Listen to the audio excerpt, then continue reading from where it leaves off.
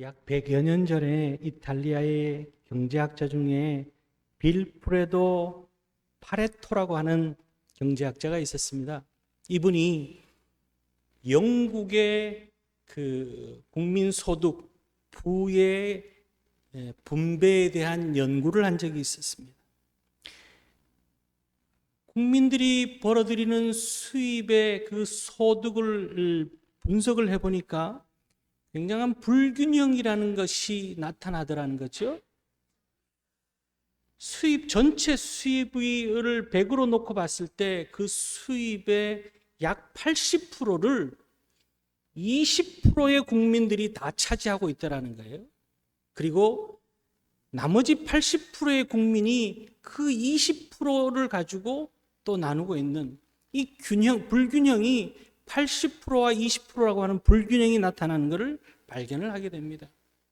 근데 놀라운 사실은 이 불균형이 영국에서만 나타나는 것이 아니라 대부분의 나라들이 그렇다는 거죠. 그리고 대부분의 나라에서도 나타나면서 세월이 지나고 시대가 변화도 이 불균형의 일종의 원칙적인 것이 세월이 지나고 시대가 변해도 어느 나라에서든 나타나더라는 거예요. 그래서 이것이 경제학에서 불균형의 원리, 또한 80대 20의 법칙, 파레토의 법칙 이렇게 불려집니다. 소비를 봤을 때에도 20%의 국민들이, 전체 국민의 20%의 국민이 80%의 소비를 하고 있더라는 거예요. 또 20%의 근로자가 전체 생산력의 80%를 차지하더라는 거죠. 묘하게 이 80대 20이라는 법칙이 모든 곳에 적용되어지고 있는 것을 발견하게 됩니다. 요즘 이 학교 문제가 학부모와 선생님들 간의 갈등의 문제가 굉장히 크게 부각되고 있습니다. 그런데 여기도 들여다보면요, 문제를 일으키는 학부모는 전체 학부모의 20%, 즉 10명 중에 2사람 정도라는 거예요. 학생들도 마찬가지입니다. 한 반의 학생들 가운데 문제를 일으키는 학생들은 약 20% 정도입니다. 요즘 한 반에 20명, 25명 정도 되는 한 학급의 학생들이 있습니다. 그러면은 4명 내지 5명이 문제를 일으키는 주범이라 그러면 좀 묘하지만 그렇게 문제를 일으켰다는 거예요. 이 원리는 여러 곳에 적용이 됩니다. 책을 보면은요, 책 내용의 핵심적인 내용은 약 20%에서 그 전체 내용의 80%가 거기에 담겨져 있습니다. 쉽게 말하면 여러분 휴대전화에 입력된 연락처들이 있죠. 연락처 100명의 연락처가 있다면 그 100명 중에 주로 통하는 사람은 약 20명밖에 안 된다는 거예요. 제가 오늘 들어오기 전에 말씀을 준비하면서 제 휴대폰에 몇 명이 저장되어져 있는가 봤더니 645명이 저장되어져 있더라고요. 645명이 저장되어져 있는데 정말 내가 그럴까 싶어서 한번 검색을 해봤습니다. 검색을 했더니 최근에 통화한 사람들 쭉 나열했더니 약 100명 정도 통화를 했더라고요. 그러니까 이 원칙이 어디나 대부분에게 적용되고 있다는 거죠.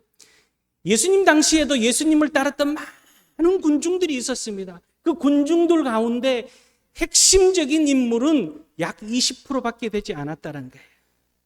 오늘 본문에 기록된 안디옥 교회도 비슷한 현상이 나타납니다. 20절 말씀을 보면은 불과 몇 사람이 전도했는데 안디옥 교회가 놀라운 성장을 이룹니다. 기록에 의하면 이 안디옥이라고 하는 도시의 인구가 그 당시 약 50만 명, 굉장히 큰 도시였습니다.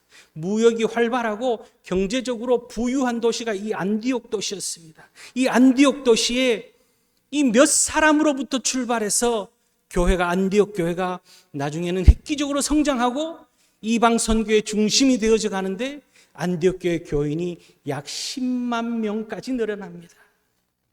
여러분, 몇 사람만 전도해도 로부터 출발해서 이 놀라운 폭발적인 부흥의 역사가 나타난 것이 오늘 우리 성서제일교회에도 나타나게 될 줄로 믿습니다. 오늘 이 믿음을 가지고 말씀의 은혜를 깨닫고 한 영혼이라도 전도하는 일에 동참하는 그런 우리 성도님들 될 수 있기를 주님의 이름으로 축원합니다. 첫 번째는요, 복음 전파를 감당하는 이들에게 하나님께서 성령의 역사를 허락해 주시고 있음을 볼 수가 있습니다. 오늘 본문 20절 말씀을 보면은 그 중에 구브로와 구레네 몇 사람이 안디옥에 이르러 헬라인에게도 말하여 주 예수를 전파하니 몇 사람에게 전파하기 시작했습니다. 그랬더니 21절 말씀에 뭐라고 기록됩니까? 주의 손이 그들과 함께 하심에, 주의 손이 그들과 함께 하셨다고. 복음 전파하는데 주의 손이, 주님의 손이라고 표현된 이 말씀은 주님의 능력을 말씀하는 겁니다. 성령의 은혜의 역사를 말씀하는 겁니다. 사도행전, 이 사도행전은 우리가 다른 말로 전도행전이라고 부르죠. 사도행전 곳곳에 나타나는 하나님의, 주님의 능력의 손길이 많이 나타난 것을 사도행전 4장 30절, 8장 6절, 13장 11절, 오늘 본문 말씀에서도 그렇게 21절 말씀에 기록하며 그것이 하나님의 은혜임을 23절 말씀에 기록하고 있는 것을 볼 수가 있습니다. 23절 말씀에 보면은 그가 이르러 하나님의 은혜를 보고 기뻐하며 이렇게 말합니다. 주님의 손길이 임함으로 인해서 거기에 하나님의 은혜가 풍성하게 임하고 있는 것을 발견합니다. 여러분, 오늘 우리에게 주님의 손길이 풍성하게 임하게 되기를 주의 이름으로 축복합니다. 주님의 손길이 임하면은요, 주님의 손길은 능력의 손길로 나타납니다. 우리의 힘과 우리의 손으로는 한계가 있습니다. 우리의 방법으로는 모든 것을 해결할 수 없습니다. 그러나 주님의 손길이 임하면 능력이 나타납니다. 축복이 나타납니다. 치유가 나타납니다. 기적이 나타납니다. 주님의 보호와 형통과 구원과 힘 주시는 은혜가 우리 가운데 있어진다라는 말씀입니다. 성경 곳곳에서는 주님의 손길이 임함으로 인하여서 역사되어지는 것을 이루 말할 수 없을 만큼 기록하고 있습니다. 시편 139편 말씀에 보면은 주님의 손이 붙잡아 주셨다고, 주님의 손이 인도해 주셨다고, 시편 119편 173편에는 특별히 주님께서 도와주셨다라고 그렇게 기록하고 있습니다. 느헤미야 2장 8절 말씀에 느헤미야가 고백합니다. 하나님의 선한 손이 나를 도왔다라고 그렇게 고백하고 있습니다. 여러분, 오늘 이 주님의 능력의 손, 은혜의 손, 구원의 손, 치유의 손, 또한 형통케 하시는 손, 인도하시는 손이 우리에게 임하는 비결은 우리가 나아가서 한 영혼에게라도 복음을 전할 때에 강력한 주의 손길이 우리를 붙잡아주고 계시고 우리를 지지하고 계신다는 사실 기억하시고 주님의 능력의 손을 덧입고 그렇게 복되게 능력자로 살아가는 그런 축복의 주인공들이 다 될 수 있길 바랍니다. 마가복음에, 마태복음에, 누가복음에 예수님께서 제자들을 파송하십니다. 둘씩 짝지어서 파송합니다. 처음 전도하러 나갑니다. 하나님 나라를 외칩니다. 처음 하니까 뭘 잘하겠습니까? 투박하게 복음을 전했습니다. 하나님 나라가 가까웠으니 회개하십시오. 투박하게 복음을 전했음에도 불구하고 주님의 손길, 성령의 역사가 나타남으로 귀신이 쫓겨가고 하나님의 은혜가 나타남을 고백하는 것이 성경에 기록되어져 있습니다. 여러분, 오늘 주님께서 우리의 삶의 현장 가운데 함께 하시며 복음을 전하기를 결단하고 복음의 입술로 나아가기를 원하는 우리 가운데 주님께서 허락하시며 주님의 축복의 손길이 우리 성도님들 가운데 임하게 될 줄로 믿습니다. 주님의 치유의 손길이 우리 가운데 나타날 줄로 믿습니다.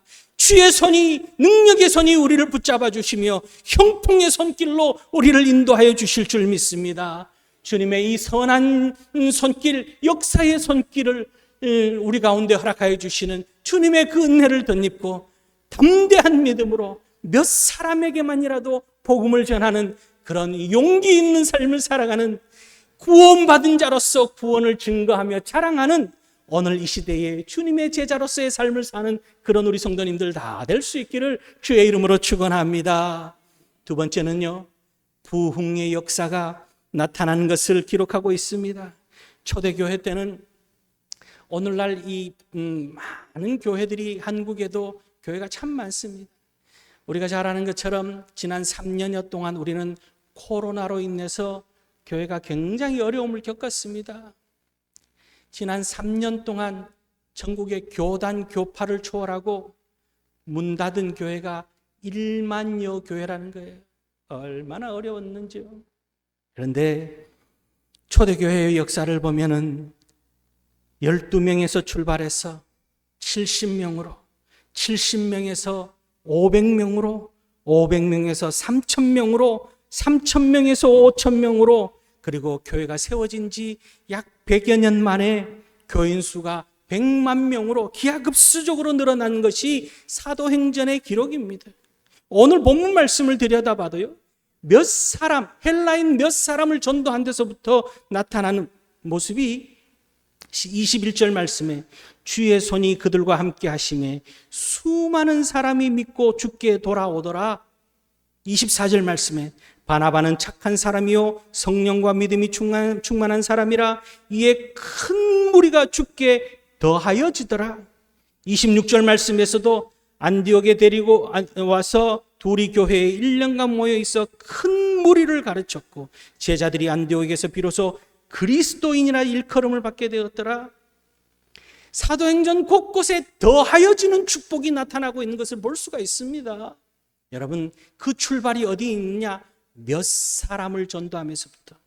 사도행전 2장 47절에, 4장 4절에, 5장 14절에 그 수가 5,000명으로 큰 무리로, 6장에서는 예루살렘 전체가, 9장에서는 사마리아 지역 전체가, 12장에서는 안디옥이, 그리고 16장에서는 소아시아가, 19장 20절에서는 유럽이, 그리고 28장에 가서는 로마를 중심으로 전 세계로 복음이 확장되어졌던 것을 기록하는 것이 이 사도행전의 모습입니다. 여러분, 하나님께서 이 어려운 시대에 우리에게 복음의 사명을 주셨습니다.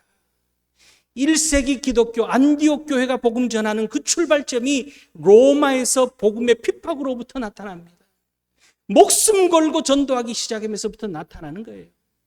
오늘 우리 시대가 복음이 전하기 어렵다 한들 그 시대에 비교해서 어렵겠습니까? 몇 사람만 전도해도 다시금 하나님께서 부흥의 역사를 우리에게 허락해 주실 줄 믿습니다. 여러분, 저를 따라서 한번 이야기해 봅시다. 나 한 사람만 전도해도, 나 한 사람만 전도해도 우리 교회는 힘찬 성장을 이룬다. 아멘. 다시 한번 합시다. 나 한 사람만 전도해도 우리 교회는 힘찬 성장을 이룬다. 나 한 사람만 전도해도 우리 교회는 힘찬 성장을 이룬다. 아멘. 나 한 사람만 해도 누군가가 하겠지가 아니라 80대 20 법칙에 따라서 많은 쪽에 속하는, 안 하는 쪽에 속하는 것이 아니라 우리 교회는 80대 20으로 했을 때 80%가 전도하는 그런 교회 될 줄로 믿습니다. 아니 100%가 다 전도함에 앞장섬으로 인해서 새 역사를 이루는, 질병을 뛰어넘어서 주님께서 원하시고 바라시고 계시는 것이 무엇이겠습니까? 주님 오시는 그날까지 주님께서 우리를 위해서, 우리를 향해서 바라고 계시는 것이 무엇이겠습니까? 한 영혼이라도, 한 영혼에게라도 더 복음을 전하는 것을 주님께서 원하시고 계신다는 사실을 기억하고, 주님께서 원하시는 그 복음 사명을 통하여서 하나님께서 교회의 더함을 허락하여 주시고, 가정의 더함을 허락하여 주시고, 모든 일에 더함을 허락하여 주시는 그런 풍성한 은혜가 우리 가운데 나타날 줄로 믿습니다. 세 번째는요, 축복의 역사가 날마다 더함이 안디옥 교회에 나타나고 있습니다. 안디옥 교회가 복음을 전하는 것과 구제하는 일에 참 열심인 교회가 안디옥 교회였습니다. 이 복음을 전하는 그 초대교회의 역사들을 보면은 안디옥 교회가 아직 미미한 교회였습니다. 그렇게 예루살렘 교회에 비하면 아주 작은 교회였습니다. 연약한 교회였습니다. 그런 이 안디옥 교회가 오늘 예루살렘 교회가 어려움을 당했다라는 이야기를 듣고 오히려 예루살렘 교회를 돕고 있는 모습이 안디옥 교회였습니다. 열심히 돕고 열심히 전도하는 교회가 구제하고 전도하는 일에 열심히 있었던 교회가 안디옥 교회의 모습이었습니다. 그럴 때 하나님께서 이 안디옥 교회를 축복하신 결과가 지역 인구 50만 가운데 10만 명이 출석하는 교회로 하나님께서 안디옥 교회를 축복해 주신 거예요. 오늘 29절 30절 말씀을 보면은 안디옥 교회의 특징이 나옵니다. 온 교회가 이 모든 일에 전도하고 구제하는 일에 열심히 참여했다는 거예요. 각자가 다 참여했습니다. 교회의 모든 일에 열정을 가지고 한 사람도 뒤로 물러서지 않고 그 일에 동참했다는 것이 이 안디옥 교회의 특징입니다. 또 하나의 특징은 최선을 다했습니다. 그들이 가지고 있는, 자신들이 가지고 있는 능력으로 최선을 다하는 모습이 이 안디옥 교회의 모습이었습니다. 많이 가졌기 때문에, 많이 알기 때문에 그런 것이 아닙니다. 물질적으로 많아도, 성경의 지식을 많이 알아도 전도하지 않는 이들이 있습니다. 여러분, 각자의 형편대로 주님께서 허락하여 주신 대로 복음을 전하는 일에, 교회의 일들에 최선을 다해서 동참했던 것이 안디옥 교회의 특징입니다. 또한 결정한 대로, 교회가 결정한 대로 모두가 그 일에 적극적으로 동참하고 그 일을 따랐던 것이 안디옥 교회의 특징이었다는 거죠. 그럴 때에 하나님께서 안디옥 교회를 크게 축복하시고 부흥케 하여 주셨음을, 세계 선교의 중심에 세웠음을 오늘 말씀은 기록하고 있습니다. 여러분, 기왕 예수 믿는 것, 기왕 함께 섬기는 우리 교회가 이런 교회 되기를 원합니다. 아멘이죠. 이런 교회, 이런 성도님들. 그래서 하나님께서 물 붓듯이 부어주시는 축복을 누리는, 축복의 비결은 간단합니다. 몇 사람에게만 전도해도부터, 몇 사람에게만 복음을 전파하면서부터 출발하고 있다는 사실을 기억하고, 오늘 우리가 이 어려운 시대에 참 어두워져가는 세상 속에 살아갑니다. 참 혼돈이 만연한 세상 속에 살아갑니다. 공허한 세상 속에 살아갑니다. 많은 사람들이 분주복잡하게 살지만 마음 한켠에는 늘 공허함이 자리 잡고 있는 그런 세상 속에 삽니다. 그 공허함에 채울 수 있는 것은 예수 그리스도의 사랑밖에 없고, 이 혼돈을 질서로 바로잡을 수 있는 것은 하나님의 말씀밖에 없으며, 이 어둠을 물리칠 수 있는 것은 성령의 불길밖에 없다는 사실을 기억하고, 이 복음을 전하며 그렇게 세상을 밝히고 세상의 질서를 부여하며 세상을 채워나가는 그런 축복의 주인공으로 사는 그런 우리 성도님들 될 수 있길 바랍니다. 그럴 때에 하나님께서는 우리에게 만 가지 은혜로 축복하십니다. 주의 손길로 우리를 도우시고 경제적으로 더하여 주시기도 하시며, 하나님의 놀라운 세상 사람들이 기적이라고 할 만한 일들을 성경에서는 놀라운 일이라고 표현하고 있죠. 이 놀라운 일들이 우리 가운데 많이 날마다 주님께서 더하여 주심으로 나타나는 그 축복이 우리 가운데 있어질 줄 믿고, 여러분, 복음 전파에 힘쓰는 이 가을에 열매 맺는 그런 생명부원 열매가 주렁주렁 우리 가운데 맺혀지는 그런 축복의 삶을 사는 그런 우리 모든 성도님들 되어져서 성서제일교회, 그러면은 오늘 이 시대에 안디옥 교회 같은 교회라고 많은 사람들 입에 오르내릴 수 있는 성서제일교회 성도들, 그러면은 모두가 한 마음으로 합심해서 열심을 품고 주님을 섬기는 그런 교회라고 믿는 자나 믿지 않는 자들이 인정하는 그런 교회, 그런 성도님들 다 될 수 있기를 주의 이름으로 축원합니다. 기도하시겠습니다.